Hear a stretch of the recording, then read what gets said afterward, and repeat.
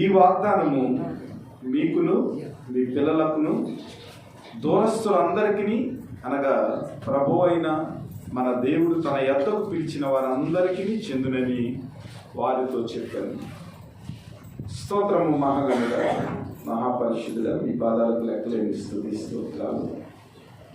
చదవబడిన నీ వాక్యాన్ని ధ్యానం చేయుచుండగా మీ కృపా కనికరాన్ని మా మీద ఉంచి అద్భుతమైనప్పటికీ ప్రభువా నీ ఆత్మ చేత నడిపించి మాకు సహాయం చేసి దీవించి ఆస్వాదించమని కృప చూపించమని ఈ మనవలన్నీ మా ప్రభు యేసుక్రీస్తు నామమున అడిగి వేడుకుంటున్నాం పరమ తండ్రి. ఈరోజు సందేశానికై మనం నిర్ణయించిన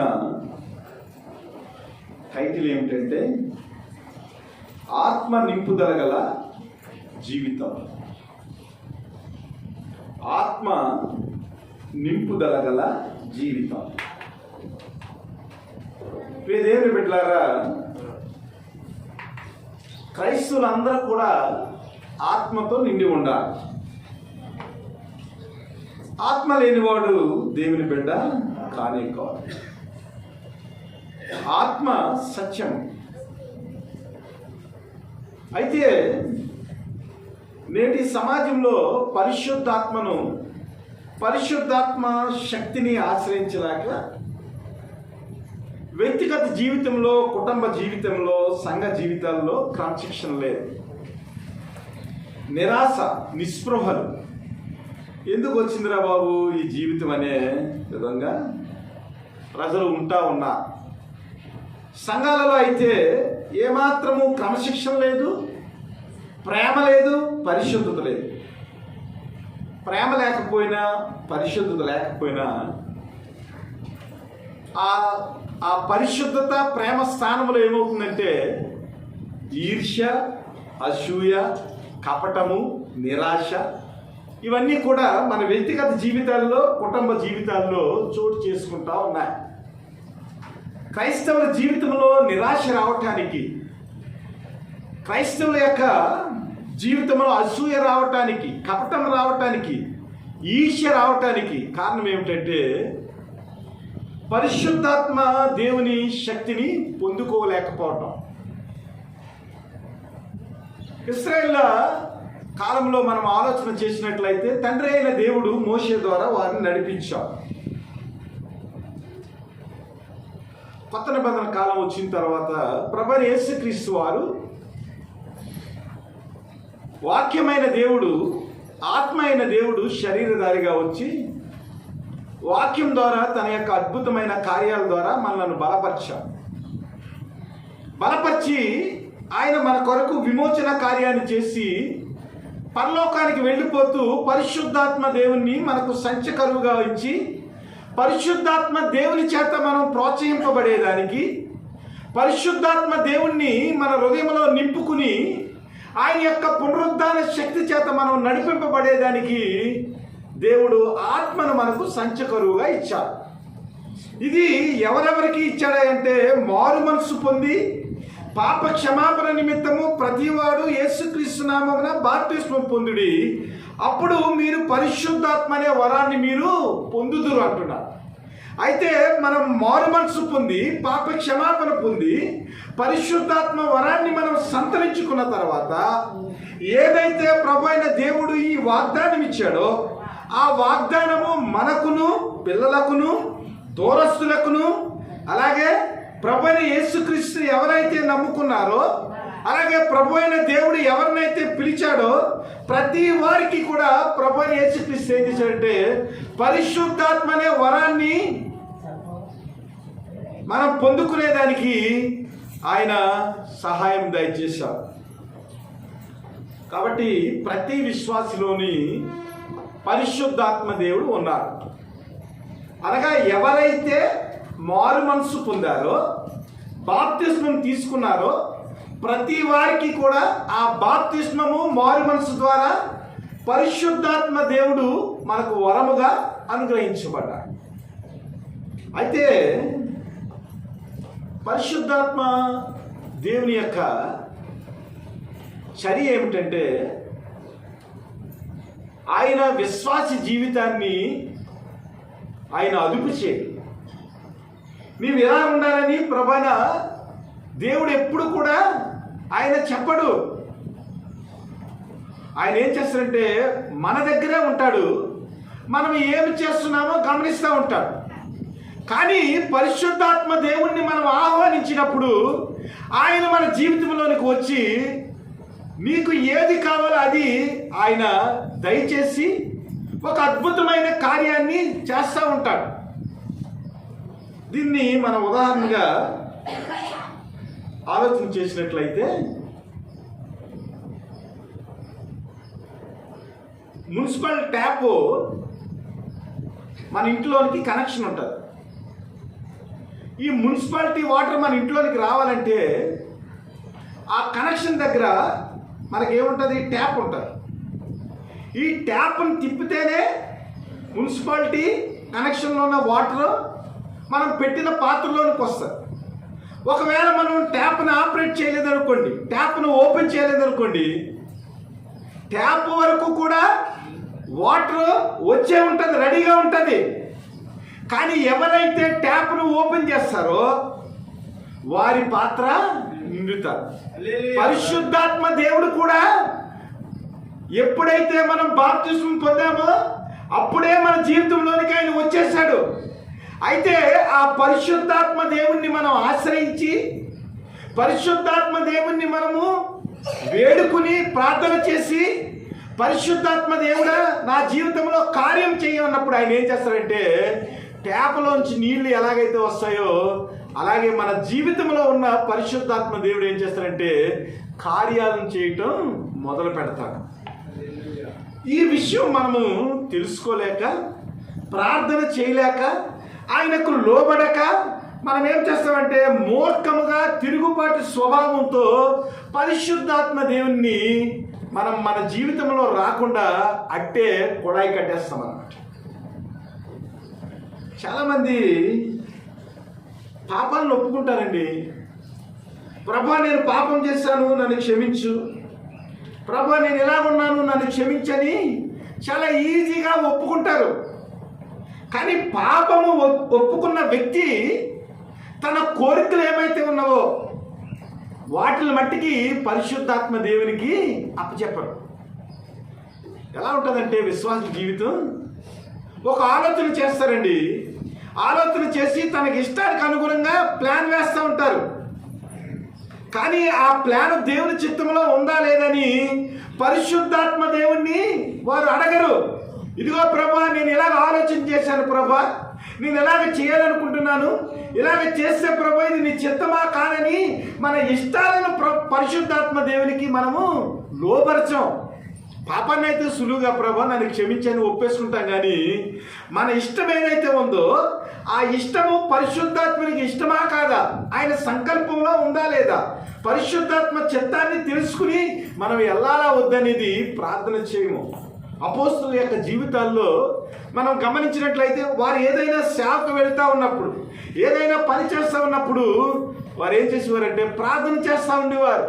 ప్రార్థన చేసేటప్పుడు పరిశుద్ధాత్మ యొక్క సన్నిధి పునరుద్ధాన శక్తి వారి జీవితాల్లో పొందుకుని సంకెళ్ళు తెగిపోయేలాగా సంఘము ప్రార్థన చేసేది.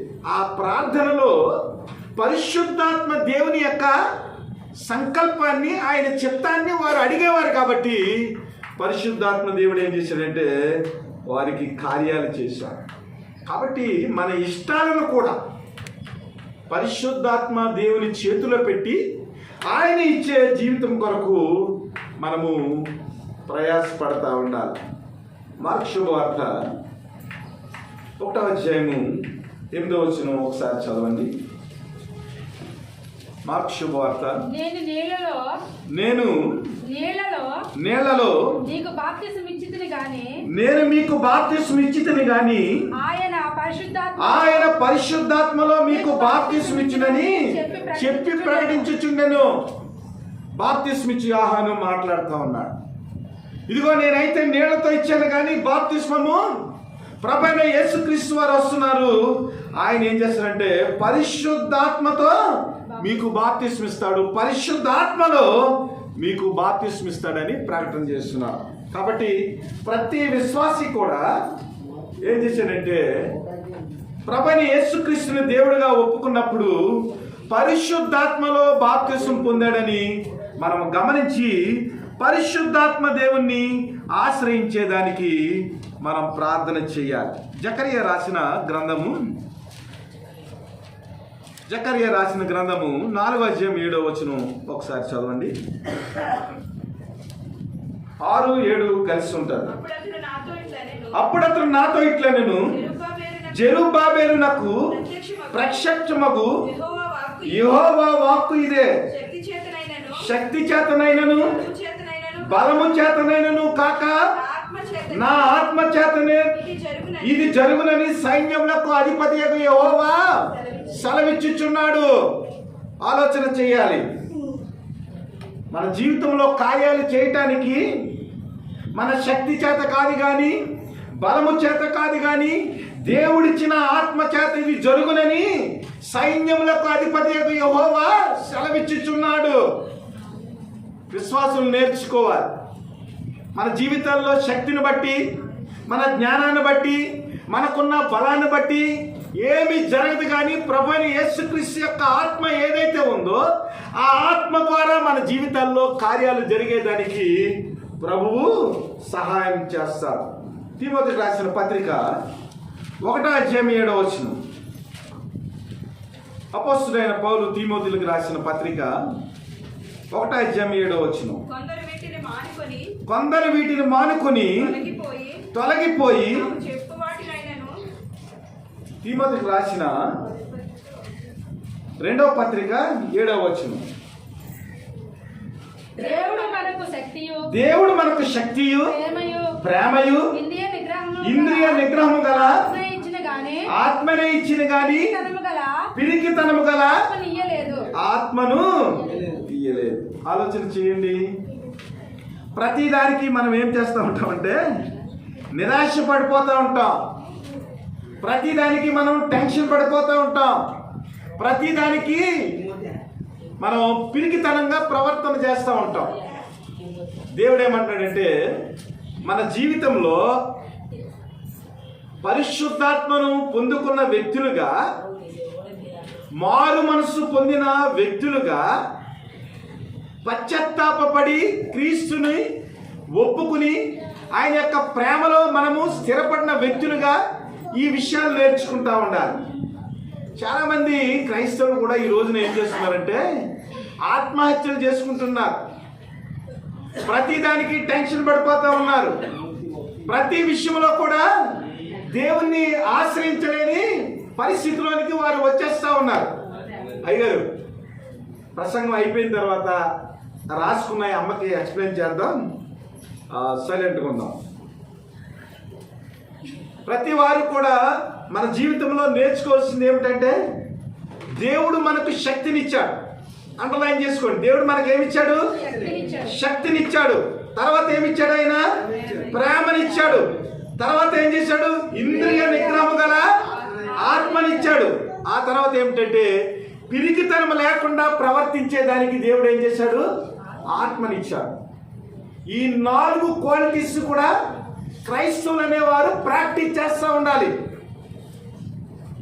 ఇవి లేకుండా తప్పుడు నిర్ణయాలు తీసుకుని జీవితాలను పాడు చేసుకుంటే దాని అర్థం ఏమిటంటే మీరు నిజమైన బాప్తిస్మము పొందలేదని అర్థం చేసుకోవాలి. మీరు నిజమైన బాప్తిస్మము పొందలేదని అర్థం చేసుకోవాలి.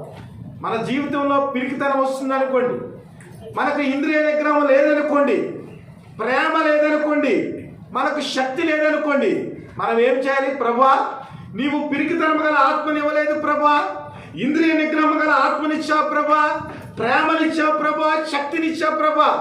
నా జీవితంలో ఎందుకు శక్తిహీనుడిగా నేను ప్రవర్తిస్తున్నాను? ప్రేమ లేనివాడుగా నేను ఎందుకుంటున్నాను?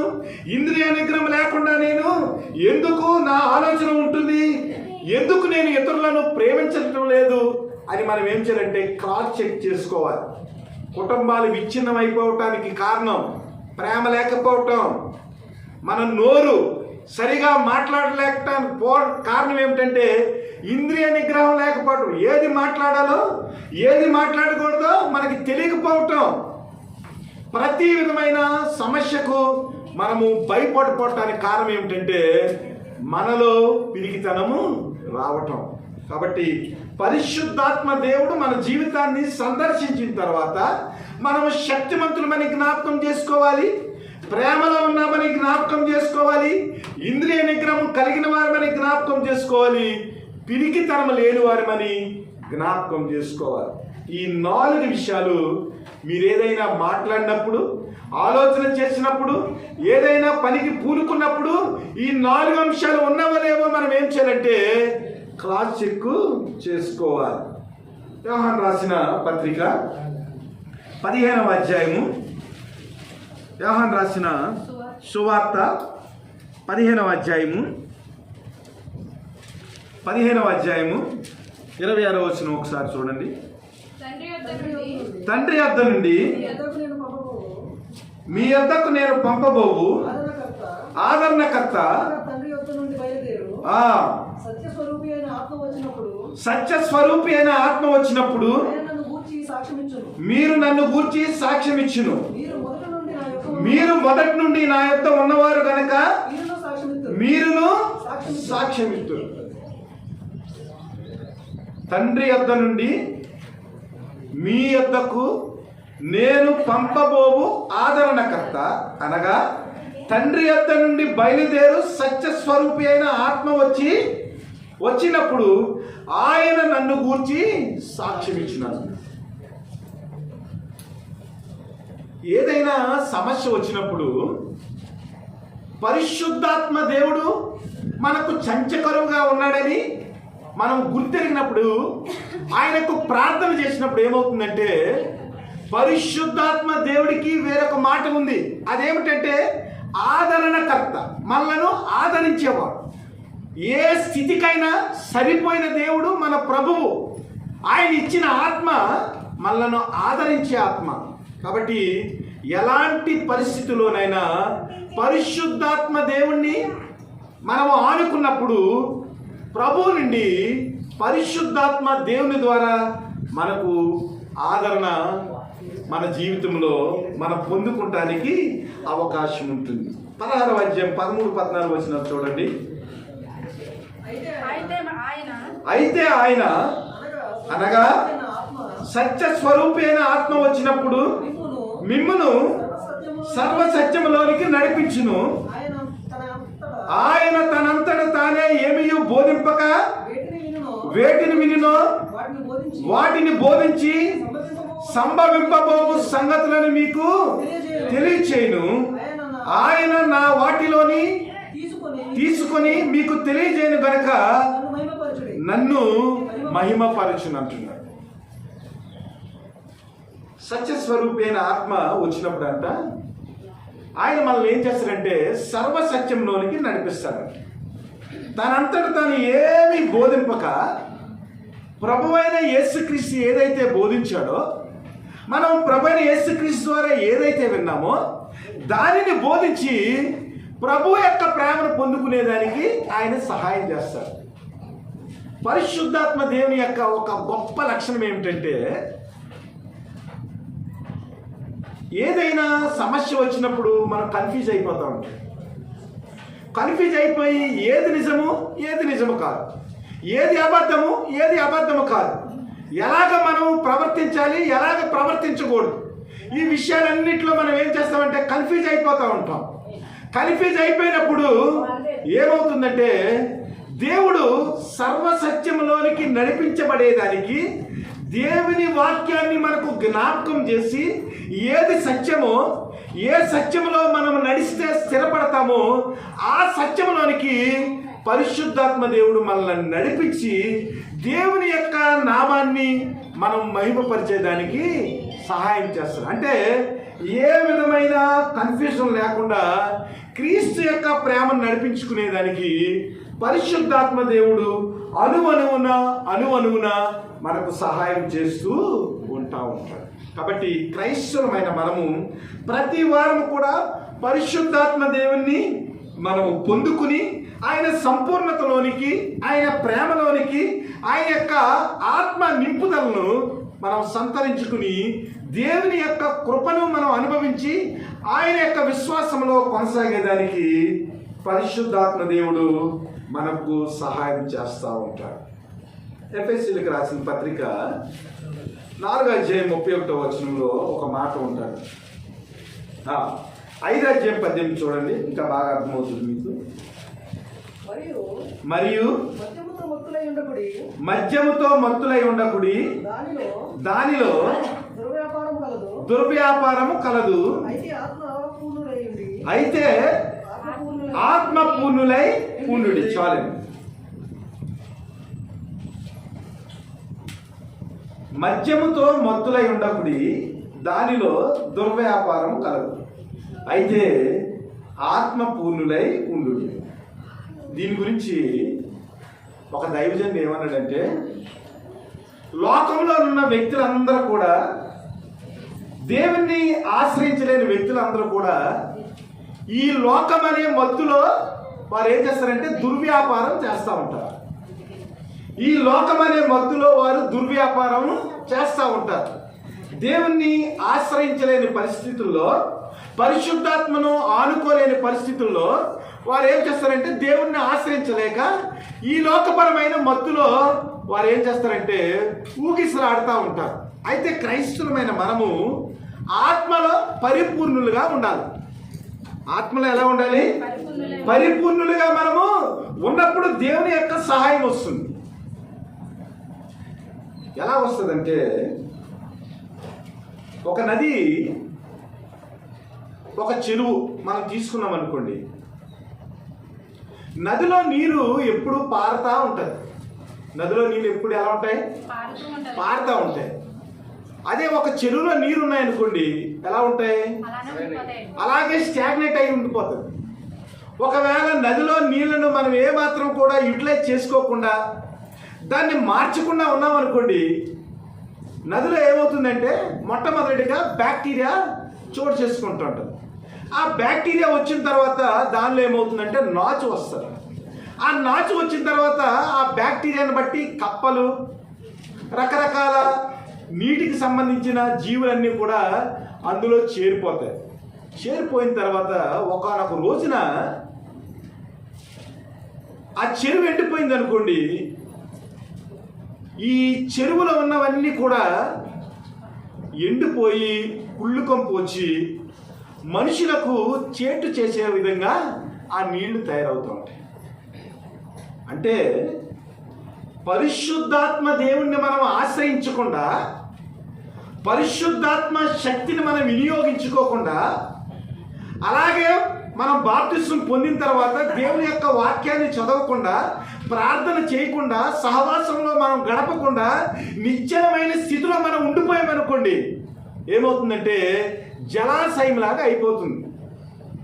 అనగా పరిశుద్ధాత్మ తాకిడి లేనప్పుడు, పరిశుద్ధాత్మను మన జీవితంలో మనం ఉపయోగించినప్పుడు ఏమవుతుందంటే చెరువు ఎండిపోయిన తర్వాత అందులో ఉన్న వస్తువులన్నీ ఎలాగ కంపు కొడతాయో అలాగే పరిశుద్ధాత్మ దేవుణ్ణి మనం ఉపయోగించుకోలేకపోతే మన జీవితం కూడా అలాగే అయిపోతుంది. దీన్ని ఏమన్నాడంటే దుర్వ్యాపారం అన్నాడు. ఏమన్నాడు? దుర్వ్యాపారం అన్నాడు. కాబట్టి క్రైస్తవ జీవితం ఎలా ఉండాలంటే చెరువులా కాకుండా ఎప్పుడూ పారే నీరులాగా, నదిలాగా మన జీవితం ఉండాలి. అనగా పరిశుద్ధాత్మ దేవుడు ఎప్పుడు కూడా మన జీవితంలో అలాగా పొర్లుతూ ఉండాలి. ఆయన యొక్క అద్భుత కార్యాలు జరుగుతూ ఉంటాయి. పరిశుద్ధాత్మ దేవుణ్ణి మనం ఆశ్రయించినప్పుడు ఏమవుతుందంటే అద్భుతం జరుగుతూ ఉంటుంది. అప్పుడు ఏమవుతుందంటే మన జీవితంలో విశ్వాసం పెంపొందుతారు. ఇప్పుడు షేబా చెప్పిన సాక్ష్యం మనం విన్నాం కదా, ప్రభువా జీతం దేవుడిస్తే దేవుని కొరకు నేను సాక్ష్యం చెప్తానని ఒక నిబంధన తీసుకుంది. దేవుడు ఏం చేశాడు తెలుసా? అది చాలా చిన్న విషయమే. అది ఇవాళ కాకపోతే రేపు వస్తాయి. కానీ దేవునితో నిబంధన చేస్తే ఆయన ఏం చేస్తాడని దేవునికి తనకి మధ్య ఒక పరీక్ష పెట్టుకుంది. దేవుడు పదే పదే చెప్తున్నాను, లాస్ట్ మినిట్ వరకు కూడా మనకి ఏది రివీల్ చేయడు. అందరికీ జీతాలు వచ్చేసినాయి కదా, అప్పుడు మనం నిరాశపడిపోవచ్చు కదా. కానీ గేటు వేసే ముందు ఏం చేశాడంటే ఆమె యొక్క నిబంధనను దేవుడు బలపరిచాడు. అంటే లాస్ట్ మినిట్ వరకు ఏం చేయాలి మనం? పరిశుద్ధాత్మ దేవుడు మన జీవితంలో కార్యం చేసేదానికి, ఆయనతో మనం చేసిన నిబంధనను ఆయన నెరవేర్చేదానికి అంతము వరకు కూడా, ఇదిగో ప్రభా ఈ రోజు అయిపోతుంది, ఈ రోజు స్కూల్ ముయ్యబడుతుంది, ముయ్యబడే లోపు ఆ సమయంలో నువ్వు కార్యం చేయమని దేవుని దగ్గర ప్రార్థన చేసింది. దానికి పెద్ద విశ్వాసం ఉన్న అవసరం లేదు. దేవునితో మనం అటాచ్మెంట్ ఎలా ఉండాలంటే, పరిశుద్ధాత్మ దేవుణ్ణి మనం ఎలాగా మన జీవితంలో ప్రాక్టీస్ చేయాలంటే, ఒక తండ్రిని అడిగినట్లు శుక్రవారం 4వ కీర్తనలో మనం ధ్యానం చేసాం. ఆయన ఏమంటున్నాడంటే, నా గౌరవముని మీరు అవమానంగా ఎందుకు మార్చుతారు? తండ్రి అయిన దేవుడు మాట్లాడుతూ ఉన్నాడు. ప్రభు మనకు తండ్రిగా ఉన్నాడు. తండ్రిని అడిగితే ప్రతిదీ కూడా మనకు చేస్తాడు. ఆయన మీద ఆనుకోవాలి. కాబట్టి మనం ఏం చేయాలంటే, మన తండ్రి అయిన దేవుని యొక్క గౌరవాన్ని మనం పోగొట్టకుండా, పరిశుద్ధాత్మను మనకు సంఘచనువుగా ఇచ్చాడు కాబట్టి మనం అవమానపడకుండా, ఆయన మహిమనకు మనం అవమానం తేకుండా ఉండేదానికి, ఆయన గౌరవాన్ని మనం నిలబెట్టేదానికి పరిశుద్ధాత్మ దేవుని మనము ఉపయోగించుకుని పరమ తండ్రి నుంచి మనం ఆశీస్సులు పొందుకోవాలి. దేవుడు బాధపడతా ఉన్నాడు. ఈ ప్రజలందరూ కూడా మనుషుల గురించి, ఈ లోక ఆశల గురించి పరిగెడతా ఉన్నారు. తండ్రి అయిన దేవుణ్ణి నేను ఇక్కడ ఉండకుండా, వారి జీవితంలో వారు అనుభవించకుండా ఉండేదానికి వారు అటు ఇటు వెంపర్లాడుతూ ఉన్నారు. నేను ఇక్కడే ఉన్నాను కానీ నన్ను ఉపయోగించుకుంటా లేదు, నా గౌరవాన్ని వారు గుర్తించటం లేదు, నేను ఇచ్చే దీవెనను వారు ఆశ్రయించడం లేదని దేవుడు ఏం చేస్తారంటే, నా గౌరవాన్ని మీరు ఎందుకు అవమానంగా చేస్తారని ఆయన బాధపడతా ఉన్నాడు. ఇప్పుడు మా పిల్లలకి ఏదైనా అవసరం అండి, నన్ను అడగకుండా పక్కనున్న వేరొక వ్యక్తిని అడిగారు అనుకోండి, నా గౌరవాన్ని తీసేసినట్లా లేకపోతే నిలబెట్టినట్లా? దేవుడు కూడా అదే మాట్లాడుతూ ఉన్నాడు. పరిశుద్ధాత్మ దేవుణ్ణి నేను చంచుకరువుగా ఇచ్చాను కదా, ఆయన్ని ఆశ్రయించి ప్రార్థన చేసి నా నుంచి పొందుకోవాలి కదా. అలాగ పొందుకోకుండా వీరేం చేస్తున్నారు? అటు ఇటు పరిగెడుతున్నారు, నాకు అవమానం తెస్తున్నారు. ఎప్పుడు వీరు నా వైపు తిరుగుతారని ప్రభు ఏం చేస్తున్నాడంటే బాధపడతా ఉన్నాడు. నీ పరిశుద్ధాత్మని నువ్వు పొందుకోకుండా, పరిశుద్ధాత్మని నువ్వు ఆశ్రయించకుండా మన ఇష్టం వచ్చినట్లు మనం పరిగెట్టామనుకోండి, ప్రభు ఏం చేస్తాడంటే ఆ ట్యాప్ కాడే ఆగిపోతాడు, ఆ గుమ్మం కాడే ఆగిపోతాడు. ఏంటి, నేను రెడీగా ఉన్నాను ఇవ్వటానికి, వీళ్ళు ట్యాప్ తిప్పటం లేదండి. ఆయన పదే పదే ఆయన ఏడుస్తూ ఉంటాడు. కాబట్టి ప్రియ దేవుని బిడ్డలారా, మనం ఏం చేయాలంటే ఆత్మ పూర్ణులై దేవుణ్ణి ఆశ్రయించే వారిగా ఉండాలి. 4వ అధ్యాయము, అక్కడే 4వ అధ్యాయం 30వ వచనం ఒకసారి చూడండి. దేవుని పరిశుద్ధాత్మను దుఃఖపరచుకుడి, విమోచన దినం వరకు ఆయన యందు మీరు ముద్రింపబడిన. అందరూ అండర్లైన్ చేసుకోండి. దేవుని పరిశుద్ధాత్మను దుఃఖపరచుకుడి, విమోచన దినం వరకు ఆయన యందు మీరు ముద్రించబడి ఉన్నారు. ఈ మాట ఎంతవరకు అర్థమవుతుందో ఆలోచన చేద్దాం. ఎలక్షన్స్ జరిగినప్పుడు ఈ ఓట్లు వేసిన పెట్లన్నిటికి ఏం చేస్తారు? సీలేస్తూ ఉంటారు. సీలేసి ఓట్లు లెక్కించే వరకు కూడా దానికి సెక్యూరిటీ పెడతారు. ఒక మనిషి కూడా ఆ బాక్స్లను ముట్టుకునేదానికి ఏమాత్రము సాహసం చేయకూడదు. జేఎన్టీయూ కాలేజీలో కాకినాడలో పెట్టులు పెడతారు. 1 మైలు లోపు ఏ వ్యక్తి కూడా కాలేజీ ఆ గ్రౌండ్స్లోనికి రావడానికి వీలు లేకుండా ఫుల్ సెక్యూరిటీ ఇస్తారు. అలాగే ప్రభువైన యేసుక్రీస్తు వారు మనం రక్షింపబడిన వ్యక్తులుగా ఆయన ఏం చేశారంటే విమోచన దినం వరకు ఆయన యందు మీరు ముద్రించబడి ఉన్నారు. అంటే total security given by the Holy Spirit. Yesu ప్రభు వారు ఒక ప్రభుత్వం వారు ముద్రించిన సీలు చేసిన ఆ పెట్టిని ముట్టుకుంటానికే ఎవరికి సాహసం సరిపోదు. అలాంటిది ప్రభు అయిన దేవుడు మనల్ని ఏం చేశాడు? విమోచన దినం వరకు ఆయన ఏం చేశాడంట? పరిశుద్ధాత్మనే ముద్ర చేత మనలను ముద్రించాడు. ఎవ్వడు కూడా మనల్ని టచ్ చేయడానికి వీలు లేదు. అంత గొప్ప సీలు పరిశుద్ధాత్మ దేవుని సీలు. అది భద్రత. ఎవరు కూడా మనలను దొంగిలించలేరు. సాతాను కూడా మనలను ముట్టుకొనలేడు. ఎప్పటి వరకు అంటే విమోచన దినం వరకు ఆయన యందు మీరు ముద్రించబడి ఉన్నారు. మన ఆధిక్యత మనకు అర్థమవుతుందా? ప్రభు అయిన యేసుక్రీస్తులో బాప్తిస్మం పొందిన వ్యక్తి, మారు మనసు పొందిన వ్యక్తికి ఉండే ఆ గొప్ప భద్రత ఏమిటో మనకు అర్థమవుతుందా? విమోచన దినం వరకు అంటే మనం చనిపోయి పాతి పెట్టబడి ప్రభు వచ్చే వరకు కూడా నీ శరీరాన్ని కానీ నీ ఆత్మను కానీ ముట్టుకుంటానికి ఎవరికి కూడా అవకాశం లేదు. ఒకవేళ అవకాశం ఉందంటే పరిశుద్ధాత్మ సీలిని మనం చింపేస్తున్నాం. ప్రభా నీ భద్రత, నీ కాపుదల, నీ ఆత్మ నాకు అవసరం లేదు ప్రభా అని మనం ఏం చేస్తున్నామంటే లోకం వైపు పరిగెడుతున్నాం, దుర్వ్యాపారం వైపు మనం పరిగెడుతున్నాం. ప్రభు అయిన దేవుడు పరిశుద్ధాత్మలో సీలు వేస్తే విమోచన దినం వరకు మనం ఏం చేస్తున్నామంటే ఆ సీలు ఇప్పేసుకుని సాతాను మన జీవితంలో రావటానికి మనము ప్రవేశం కలగజేస్తున్నాం. కాబట్టి పరిశుద్ధాత్మని యొక్క భద్రత, పరిశుద్ధాత్మని యొక్క కాపుదల విమోచన దినం వరకు క్రైస్తుడు అనేవాడి ప్రతి వాడికి కూడా ఉంటుందని మనం అర్థం చేసుకోవాలి. అయితే నేను ముందుకెళ్ళిపోతున్నాను. ఈ మధ్యన ఏమవుతుందంటే ఇక్కడి నుంచి సీరియస్ సబ్జెక్టు, చాలామంది పరిశుద్ధాత్మ పేరుతోటి తెలుగు తక్కువ పనులు చేస్తూ ఉన్నారు. ఏ పనులు చేస్తున్నారు?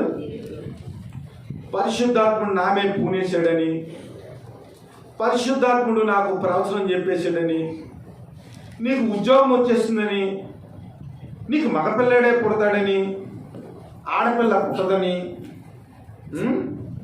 రకరకాలుగా పరిశుద్ధాత్మ దేవుణ్ణి దూషిస్తూ తెలుగు తక్కువ పనులు చేస్తూ దోబరా వేషాలు వేస్తూ ఉన్నారు. దీనివల్ల ఏమవుతుందంటే సంఘానికి విశ్వాసి దూరం అవుతూ ఉంటాడు. ఒక ఆవిడ వచ్చి నన్ను అన్నది, 8వ నెలలో వచ్చి అయ్యగారు ప్రార్థన చేయండి మగపిల్లవాడు పుట్టాలన్నది. సరిగా ఉంటున్నారా? 8వ నెలలో వచ్చి ఆవిడ ఏమన్నది? మగపిల్లవాడు పుట్టాల ప్రార్థన చేయండి. ఇది సాధ్యమా? సాధ్యమా?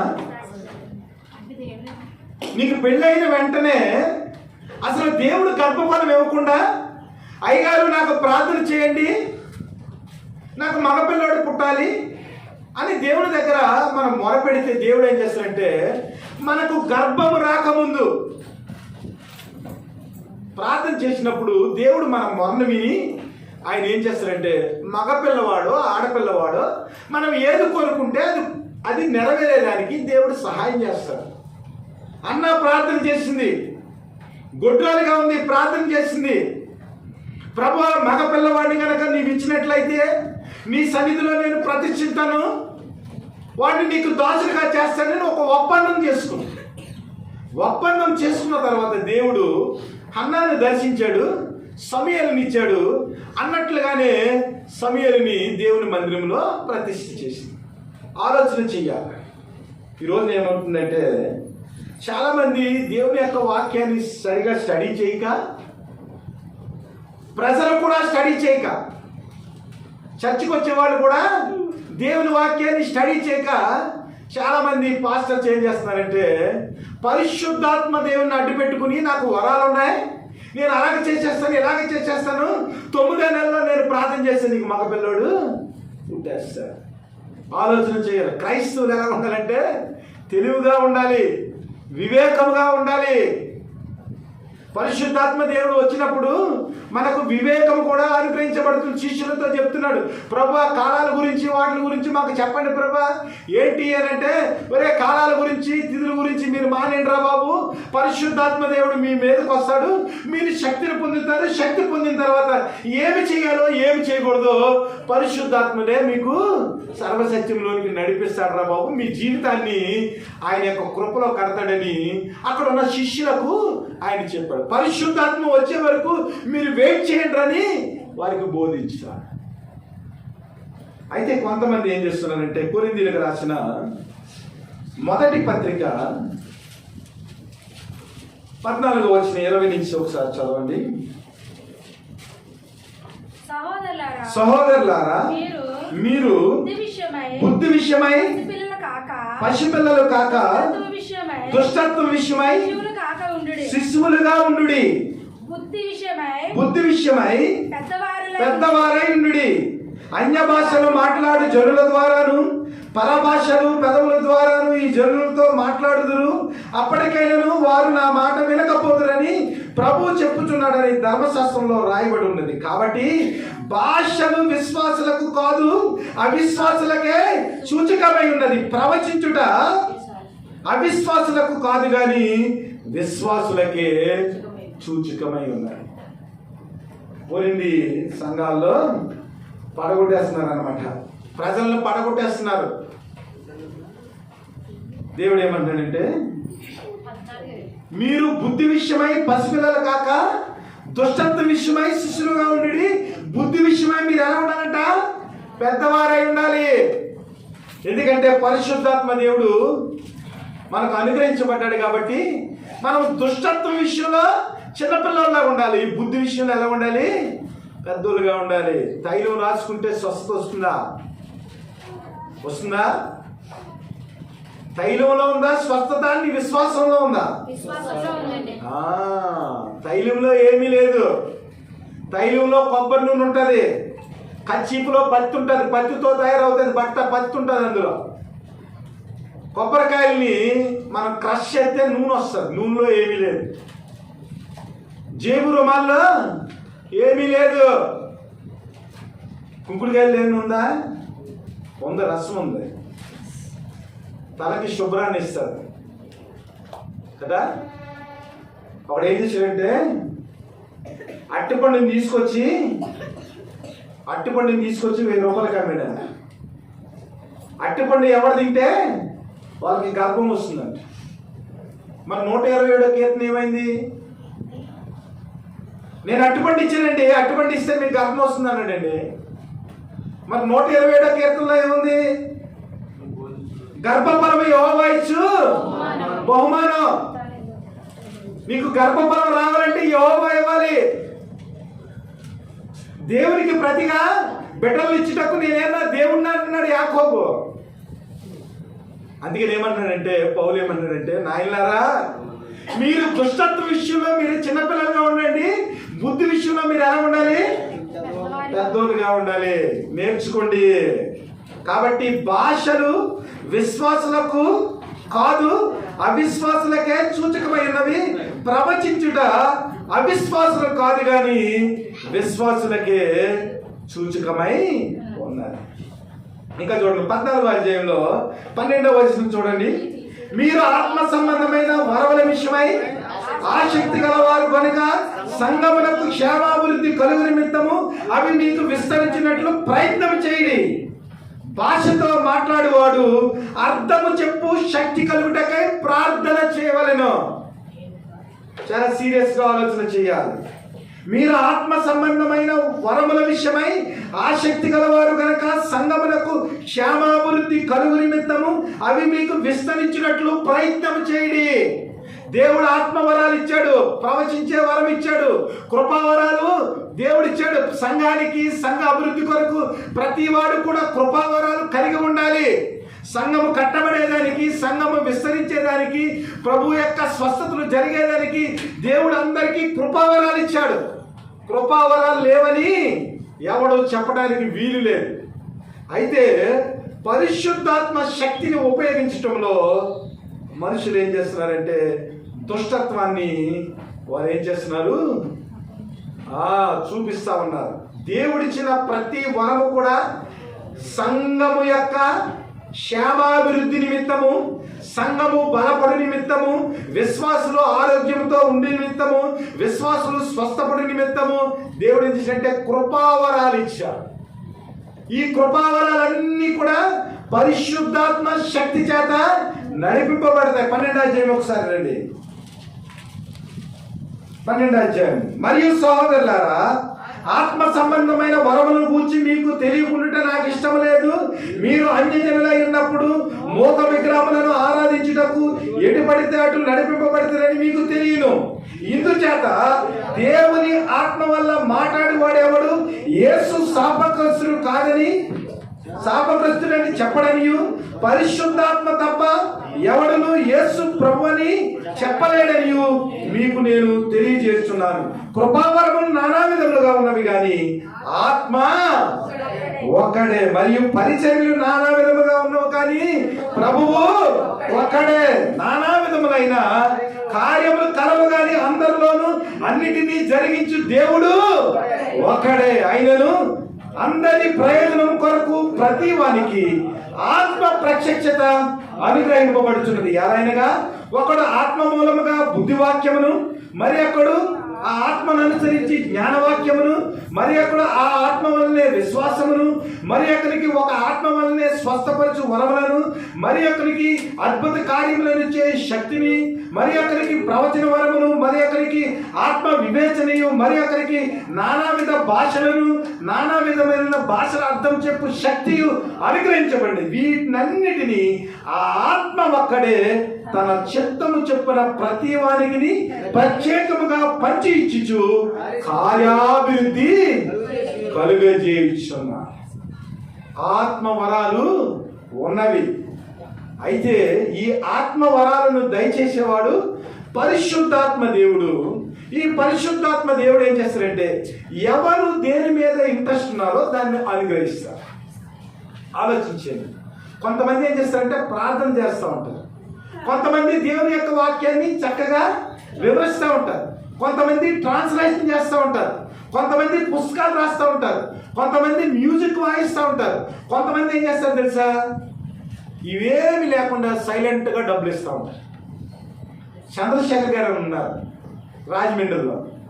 ఆయన అసలు ఏమి చేయడు, అలా కూర్చుని ప్రార్థన చేస్తూ ఉంటాడంటే. ప్రార్థన చేసినప్పుడు ఏమన్నా సాక్ష్యం చెప్పారు, నాకు హాస్పిటల్కి వెళ్ళండి, ₹1,00,000 ఖర్చు అయిపోయిందండి, దేవుడు సహాయం కొరకు ఎదురు చూస్తున్నాను అన్నాడు అనుకోండి, సాక్ష్యం చెప్పాడు అనుకోండి. చర్చ అయిపోయిన తర్వాత పిలుస్తాడు, పాదాజీ గారు మీరు సాక్ష్యం చెప్పారు కదా, ఏ హాస్పిటల్కి వెళ్ళారండి అంటే పలానా హాస్పిటల్. అలాగండి అని పక్కకి వచ్చిన తర్వాత ఒక 50,000 జూబులో పెడతాడు ఆయన.